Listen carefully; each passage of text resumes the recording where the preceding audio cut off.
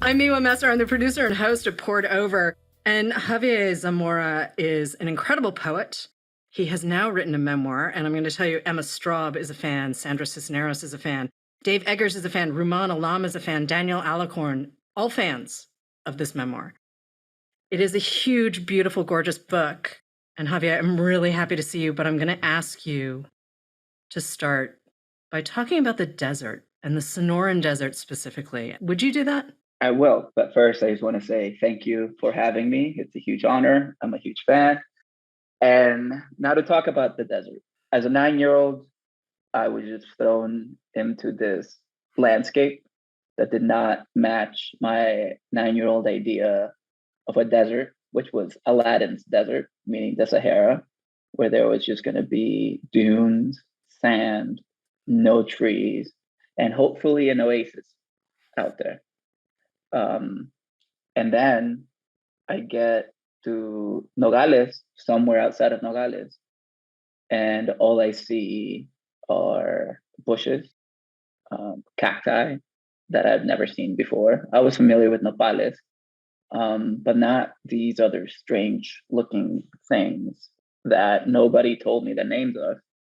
And a lot of my wandering in this strange landscape. You're in awe of something that could have cost you your life when you were 9. Mm-hmm. And this brings me to Solito. And this is some of the territory that you've covered in your poetry collection, Unaccompanied. And I'm going to encourage folks who pick up the memoir that if you haven't picked up Unaccompanied, you need to read that as well, because some of the same terrain is covered. But would you introduce Solito to listeners, please? Solito is the tale told by my 9-year-old self of this trip that I had wanted to partake on since I could remember, because my dad fled El Salvador in the middle of a civil war when I was about to turn 2. So I don't remember my dad at all. I just remembered him through phone calls and pictures. My mom, I did remember, and she left when I was 5 or about to turn 5 years old. And so from the ages of 5 till 9, I was left at the care of my aunts and my grandma and my grandpa in El Salvador. And this idea of the north, of La USA, of the United States, of something new, of where my parents were and they were thriving, this country of Baywatch and Full House, of snow and Coca-Cola, polar bear commercials. This was where I wanted to be. And not because of these things, but because my parents were there.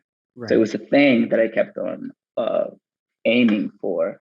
And then I get to 9, and my parents make the decision to hire the same coyote smuggler who brought my mom here. And her trip was very fast. It was less than 2 weeks. She was safe. She was a woman. She was 23 years old, and it was successful.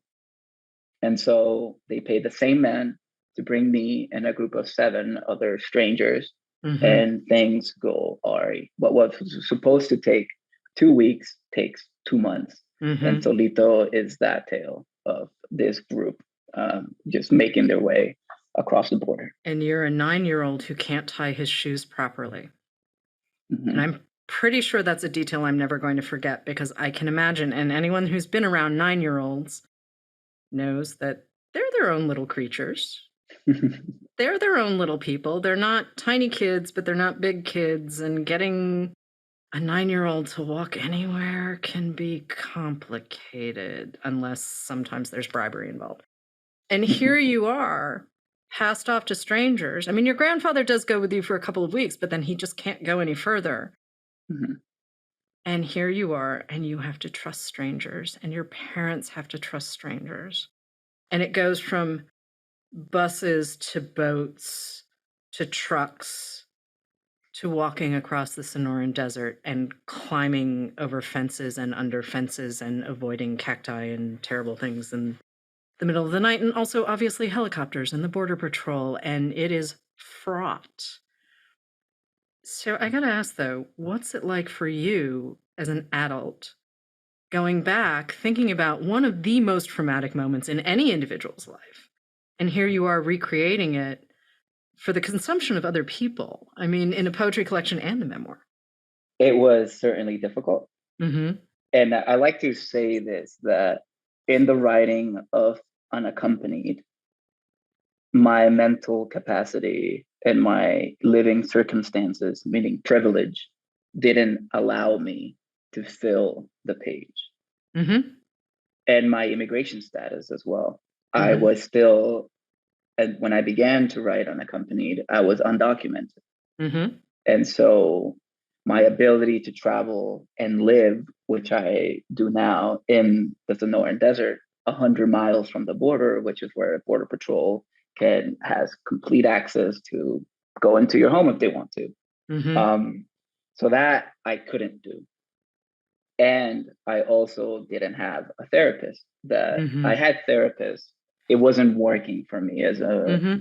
young 20-year-old, mid 20-year-old. And it wasn't until I turned 29 that I find this therapist who is a child immigrant from the DR herself.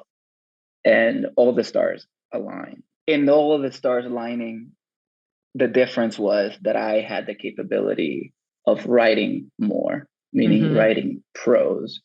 And I had a group of people, my therapist, my now wife, who is Mm-hmm. also a Reiki practitioner. Reiki certainly helped. I was meditating. I was actively trying to heal. Yeah. And so when you have this supportive group who I am now comfortable in breaking down and Mm-hmm. crying and shaking and re-traumatizing myself, I could write that stuff out of me because I needed to. Because for those 20 years, it was like a backpack that I was carrying, and it was heavy, and I was like toiling through my life. And the writing of this, I feel lighter, I feel happier, and I feel lucky as well that I did have all those things around me and those people around me to get this out of my chest. You're also coming of age, though, at a time where we didn't really have the language for trauma. It seems to me, though, that here you are, your grandpa sounds like he was kind of a handful. And I say that with love and respect, but he sounds like he's a little bit of a handful. And I'm guessing he's not hanging out teaching you as a 9-year-old how to talk about your feelings. We're going to come to your parents later, but it is a big shift as a young man in the United States, coming from a tradition too, where you're not really sort of emotionally open, let's call it. And here you are sitting down and saying, okay, now it's time. So is that how you get to poetry, though? Because I know there are lots of people who sit around thinking, oh, well, poetry, it's poetry. But there's a discipline that goes to it, and there's an understanding of language and what you can do with it. Poetry taught me, where it's like the, what do you call that gateway drug into therapy. Yeah. But it certainly wasn't the end all. Right. And for the longest, as I was writing poetry, I genuinely thought that that's all that I needed to do. Right. Because I was, oh, look at me, I'm writing my deepest, darkest secrets. And I'm sharing it to the world. So of course I'm healed. And no, I was just scratching the surface. Yeah. And I hadn't allowed myself to open this door. I was just like peeking through a door. But now with Solito, I have really flung the door open. And I'm an only child. I'm a Leo rising. I'm an Aquarius. And I think just inherently, I've always questioned the status quo, beginning with my parents and my situation. I think being an immigrant, quote unquote, border crosser, I really carried throughout my life. And so I've always questioned why my grandpa treated my grandma the way he did.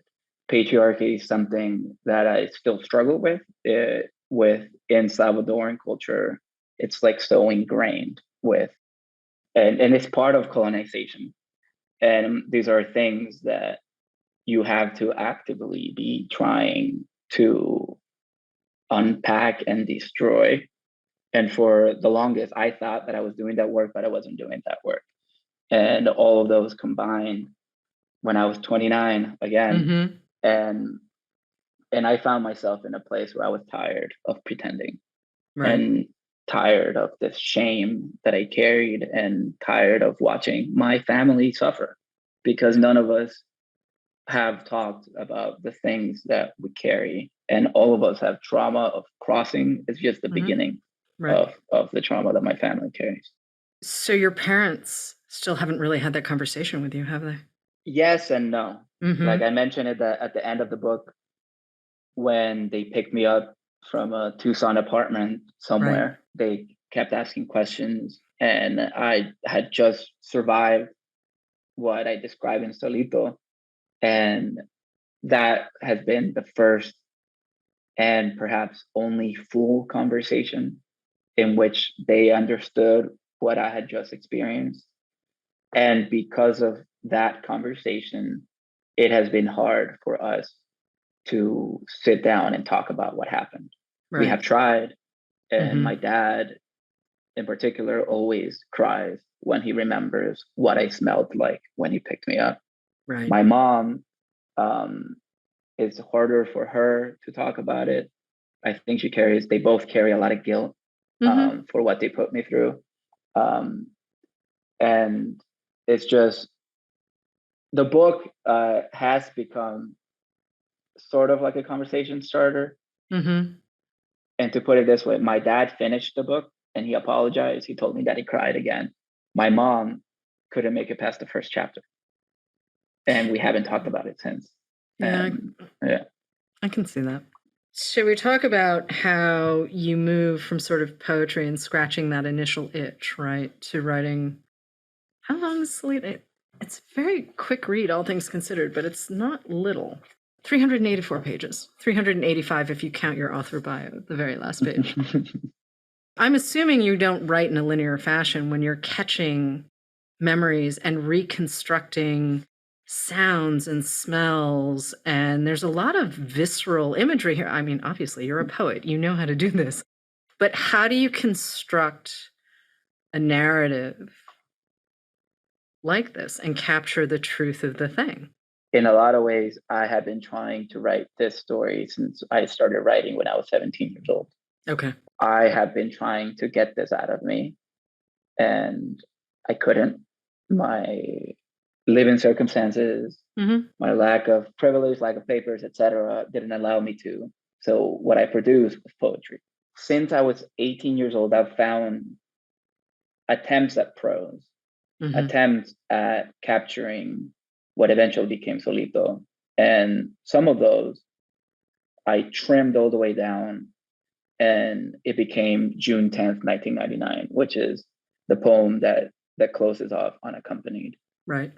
Images, I also attempted from the age of 17 till 29. And once I was, of all places, Harvard, because I got a Radcliffe fellowship to write my second book of poems, I abandoned that project because the project was supposed to look at all the headlines of refugee children, Central American children in the New York Times and write like erasure poems.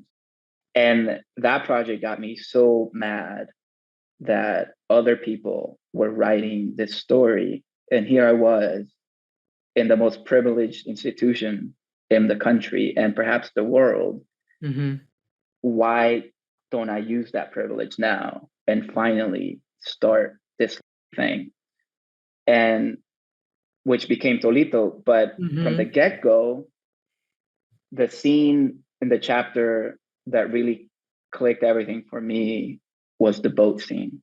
And I reread Edward Danticott's Crick Crack, and that first story, Children of the Sea,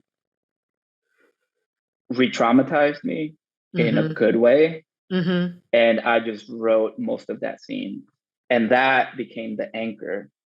I was like, okay, I have this. It's in the present tense. I had prior attempts of like, look at me now. I'm at Harvard. I am 29. And I'm retelling you that story that happened to me in the past. kind of like a traditional memoir. Yeah. And then I wrote that in the present tense. And I found my voice. I am 9 years old. I am going to tell it as a 9-year-old kid.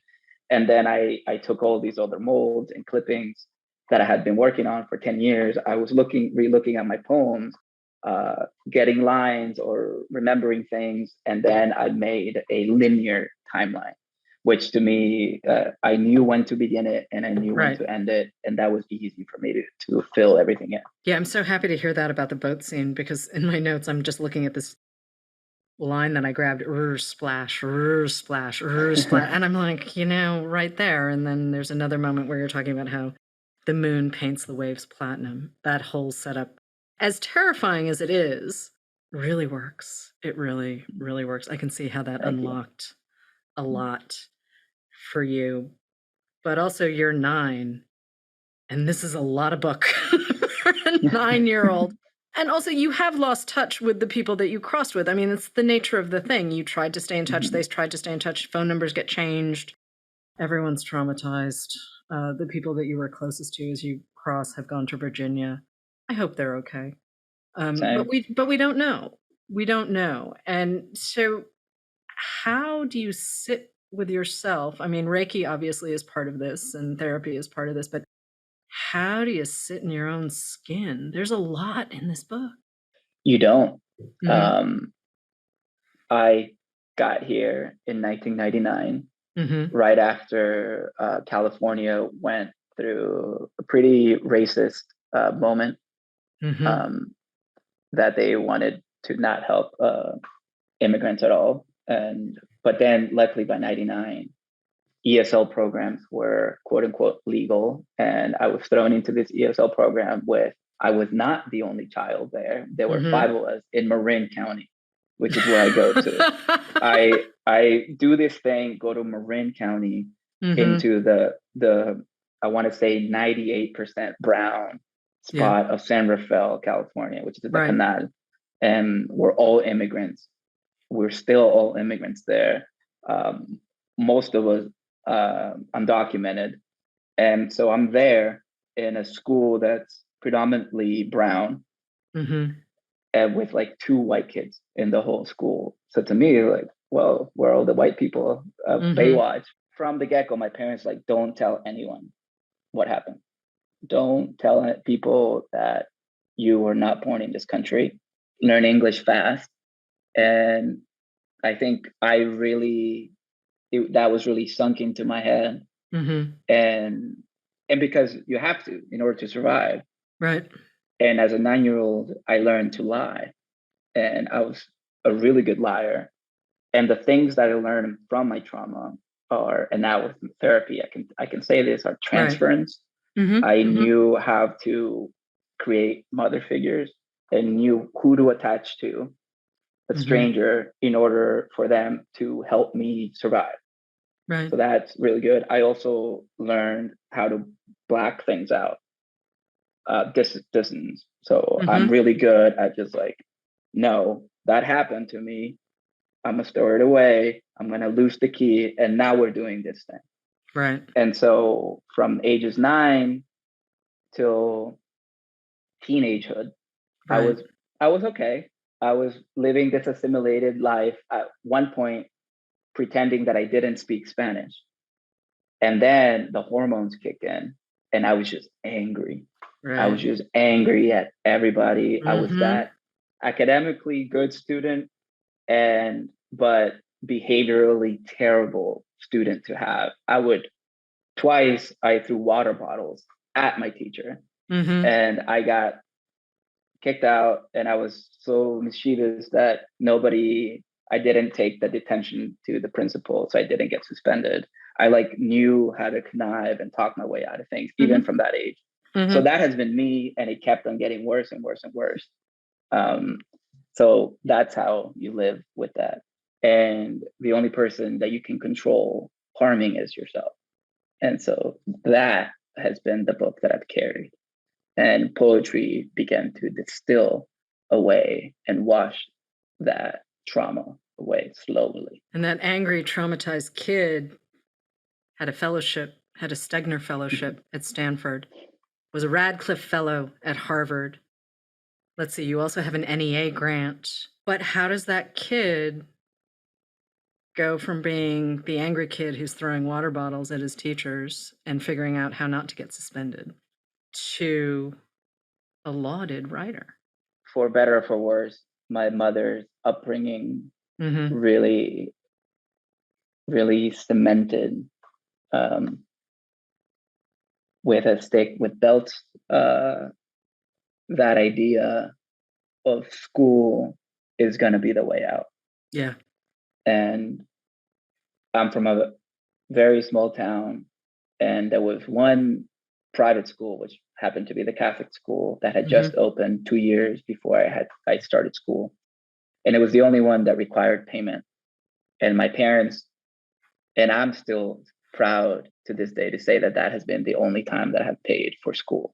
When I was in second grade, and this is in the book, I won my way to a grammar competition at the national level. So I met the president and shook his hand. And I was the only representative of second grade, all second graders in El Salvador for my department, which is like my state. And so since then, that you don't forget. Yep. And none of my family members have ever forgotten. And they always remind me, oh, you're smart. School is going to be the thing. So they didn't know about my behavioral problems, but they were like, oh, you're getting good grades. Cool. Yeah, keep that up. Keep that up. And it was a mixture of that and my anger, which made me also a good soccer player. Right. And it was soccer that gave me a huge break. And by high school, I got a full ride scholarship to one of the most expensive schools in the United States, which is the Branson School in Marin County. And I had paid $0. And again, I tried to get kicked out of Branson. They didn't let me.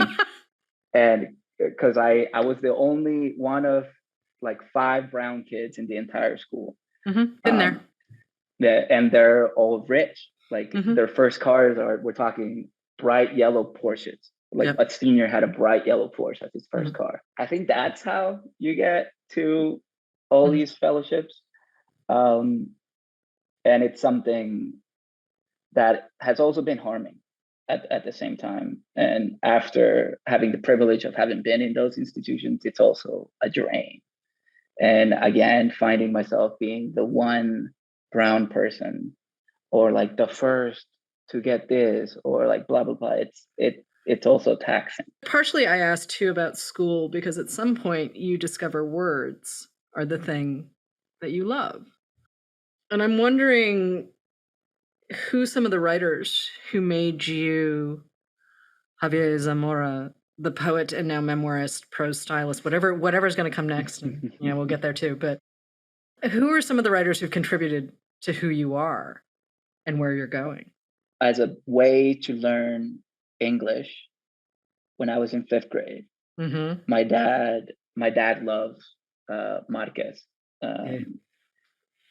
and he had this old copy of Chronicles of a Death Foretold in English and in Spanish.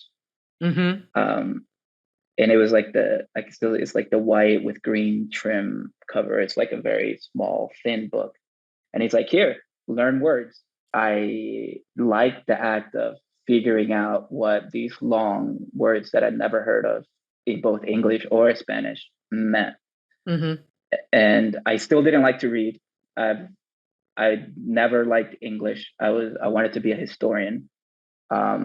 First, math came easy to me. I was very good at math and history as well, but English never. I always resisted it. And so then I finally read 100 Years, and it was like my life. There are passages in there in which a grandkid meets their great great grandma. I have been in a 5-generation home. I met my great great grandma. I would take her coffee. I can still, with 100% fact, tell you that I saw her spirit go out of her body and walk back through our cornfields when she died. And then I was 17 and I learned I did a Google search because then somebody taught Neruda, and I was like, okay, he's cool. But then I Google search, are there Salvadoran poets? So I Google search Salvadoran poet. Roque Dalton came up. And Roque Dalton is, for lack of a better word, a G. And he started a revolution. He was incarcerated, escaped twice. And this is how small the country, my country, is as well. And it's funny because Roque Dalton has played a huge part in my poetry. I use a lot of his poems, and I have his poems tattooed on my body. And I consider myself very left-leaning. My grandpa is not left-leaning at all. And my grandpa was in the military, and my grandpa met Roque Dalton the first time that he got incarcerated. And so the two sides, and now it's funny, I find it very hilarious that now his grandkid has this guy who was incarcerated tattooed on his body. And so from then on, there have been a lot of others, but those are like the people. And like I mentioned earlier, Edwidge Danticat's work has been a godsend. Reina Grande's work, another immigrant who came here and did a similar trek as mine when she was 9 or 10. I can't remember, but she was a kid. And so this story that I'm telling has happened, is happening, and will continue to happen. Your grandfather, I was thinking about him earlier as we were starting taping because of his military background and the fact that your dad left first because of the Salvadoran Civil War, which was funded by the US. Like, let's not pretend for a second that thank you for saying that. we had a deeply unpleasant hand in it. And Salvador, actually, the Didion essays, Salvador, really, you may have noticed I read them when I was young. I carry them around with me. But, when we look at the people who are coming to the States as migrants and who are taking a path that is really traumatic and really difficult and really dangerous, and certainly this is not something that parents think of lightly, like, hey, I'm going to hand my kid over to a stranger and hope I see them on the other side. I mean, we have to look at America's legacy in Central and South America. I mean, around the world too, but let's focus for a second on Central and South America. It's extraordinary to me how little compassion we seem to have. And, you see it in Europe too, with refugees from North and Central Africa as well. It's just this idea of the other, right? That somehow a 9-year-old can be the boogeyman. I don't know how we get past that, but I think part of it is admitting to what we've done. and we, as Americans, we don't really seem ready to have that conversation, which I find deeply frustrating, as you can tell. But how do we push past? How do we get people to see that we're talking about extreme, extraordinary circumstances and not just, oh, it's Tuesday, I think I'll go run across a border or something? What this reminds me of is the reasons why I wanted to do history. Like, I got my history degree from UC Berkeley. What I learned, and there are two facts just to what you were saying. By 1983, the left, which was looking at co-ops, was using a woman. So there was like this glimmer of hope for gender equality in El Salvador. There was this hope of social equality at all levels was winning. And they were about to win. And then the US sends millions and millions of dollars, at one point surpassing the aid for Israel on a daily basis, more than $1 million per day. And that really shifted to what we have now, which is one of the worst countries, my country, where it's unsafe for you to be a woman. It is unsafe for you to be part of the LGBTQI community. There's a huge amount of hate and my question is like, what would have happened? I wouldn't be here, and I'll gladly not be here. My family would gladly not be here. So there's one. The other was that because of Reagan politics, and this statistic really bothers me.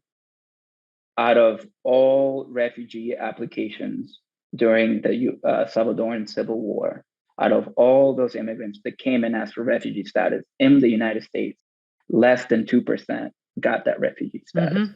And that was true because the Reagan administration didn't want Americans in the world to be like, oh, these people are fleeing a democracy that is funded by the United States. They're not refugees, right?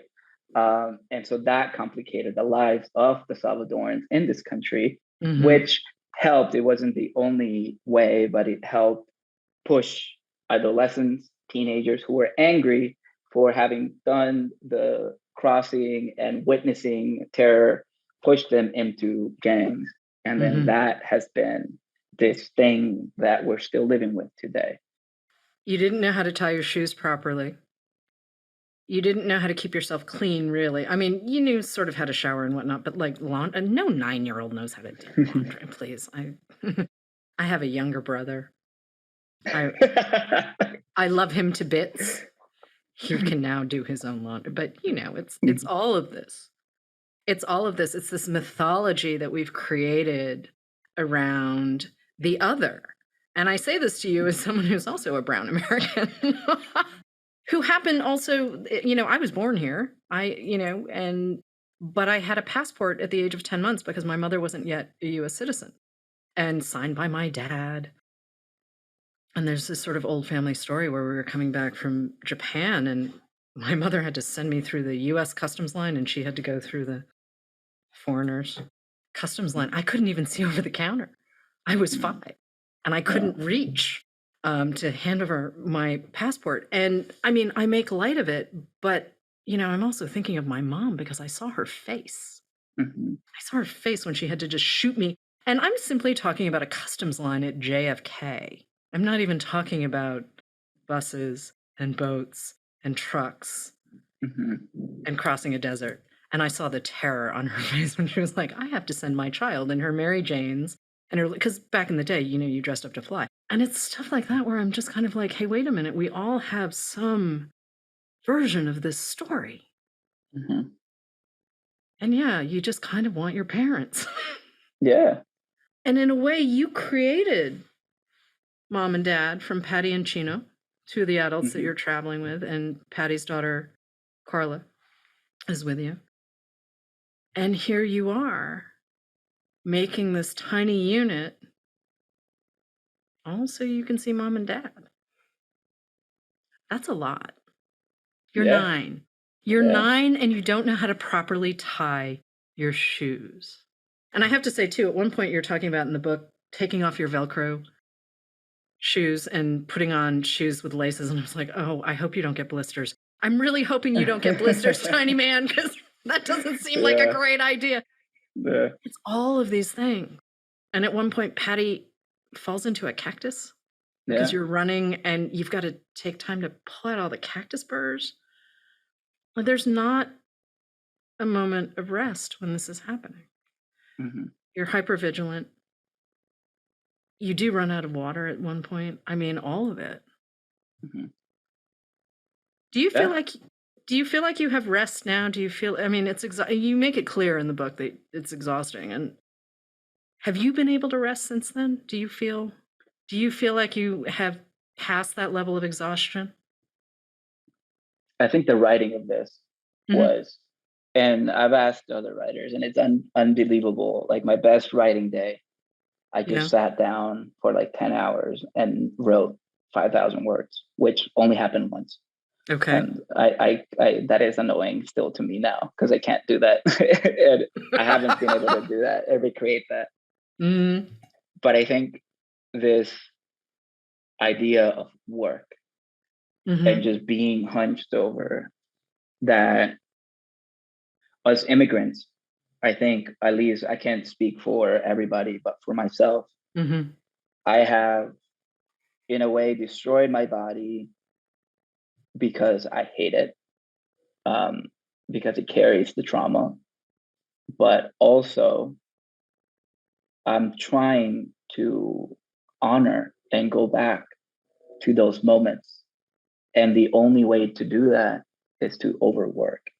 Right. And that is not healthy. And I think I'm learning that.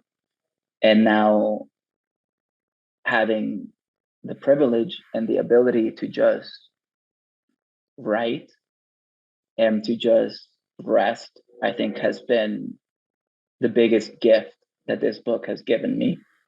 And so finally, I feel like I can, and I'm allowing myself that.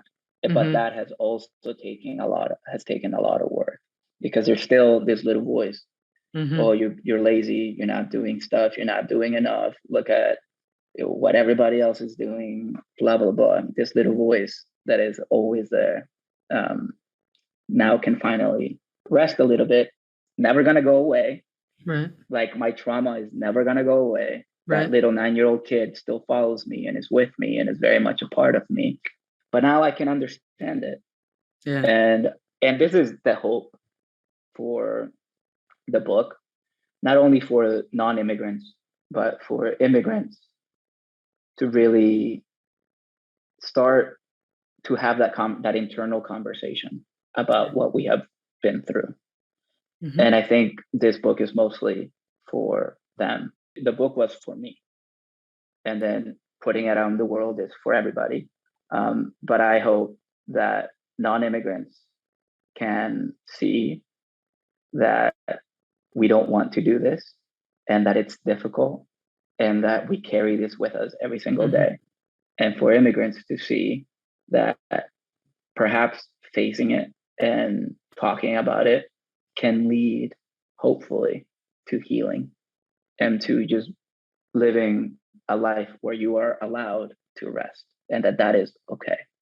Hey, so what's next for you? You've written your collection. You've written a memoir. I mean, yes, you're touring for the book. There will be lots of conversations in lots of different places, but what's next for you as a writer? Trying to figure that out. I have rested perhaps a little bit too much, but I think I found a voice. And one of your episodes, I forget which writer, but I was listening to that episode. I was like, I am like that I can't seem to move forward in a project of prose until I find a voice. And again, I think it's a memoir, and it's going to be this angry adolescent, visibly citizen, internally undocumented and traumatized kid at this fancy institution, which, I guess I already mentioned them, but I might change the name of the Branson School in this part 2 of Solito. I really want to read that book. I really, really want to read the book. I think it's a chance for you to talk about masculinity and mental health and all of these things that we're still, as a culture, finding words for. And sometimes, some days we're better at it than others. And some days I just look at us and go, really? Yeah. Really? And I say this as someone who grew up in Boston. I mean, gin was invented for us, so we didn't have to talk about it. Nice. Yep. That's really, I mean, straight up. We just don't want to talk about anything. I am aware that along these conversations regarding Solito, people are going to look at the back of the book and read my bio and be like, oh, you got to this country and you are this, for lack of a better word, the quintessential example of a good immigrant. We are not all good, and we're not all bad. We need to stop thinking in those terms. And it's more complicated. And it's the more complicated that actually, hopefully, will change American stands around immigration in this country. And as someone who has always rejected the model minority label that people have attempted to put on me, I support that plan. Oh, do I support that plan, my friend? Yeah, I just want to walk through the world like a human being. That's really all I want. And the things that people project onto me because of my face or how I sound or anything, that's I cannot wait for the next book. I'm so excited. Javier Zamora, thank you so much for joining us on Poured Over. Solito is out now. as is Unaccompanied. So go get the poetry too. Thank you, Miwa. It's been such a pleasure. I'm a huge fan. Hello, readers. It's time for another TBR Top Off, where we recommend books to pick up when you stop in for your copy of Solito. I'm Mark. And I'm Becky. And we're coming to you from our Barnes & Noble store in Cincinnati, Ohio. We've got a couple books to cover. Becky, if you don't mind, I'll jump right in. Go ahead. Thank you very much. So I chose a book called The Long Walk, The True Story of a Trek to Freedom. This is by Slavomir Rolvich, and it is his account of an escape from a Soviet labor camp in 1941. He and 6 fellow prisoners escaped this labor camp, which is a terrible, terrible place to be. Perhaps their journey is almost as terrible. They end up trekking out of Siberia, through China, across the Gobi Desert, through Tibet, over the Himalayas, ultimately ending up in Nepal. Dear God, they have nothing but an axe, a knife, and very little food, and as much hope as they can muster. This journey is thousands of miles. It took months for them to get to a place where they really, truly felt safe. It is not a breezy adventure. Harrowing is an understatement. The weight of Soviet oppression, the desperation of escape, and just that clinging and clawing for hope during an excruciating journey all adds up to one of the most incredible stories I think that I've ever read. I highly recommend this. It is a testament to human endurance. So please, please check out The Long Walk. Becky, do you have one for us? I do. It is actually very similar to yours. So the book that I thought of to go along with Solito is Enrique's Journey by Sonia Nazario. This was actually originally a series of Los Angeles Times articles that ended up winning the Pulitzer Prize. And it's the story of many Central American families, but our story, basically our spotlight, is on Enrique, who, when he was 5 years old, his mother left for the United States to better provide for him. She was able to get a job and send money back so that he could be fed and go to school and just have a much better life than she was able to provide by staying with him. So they're in contact with phone calls, and as often as she promises this is just a short stint, she'll be home soon, the months turn into years, and finally, after more than a decade apart, Enrique's had enough. He wants his mother.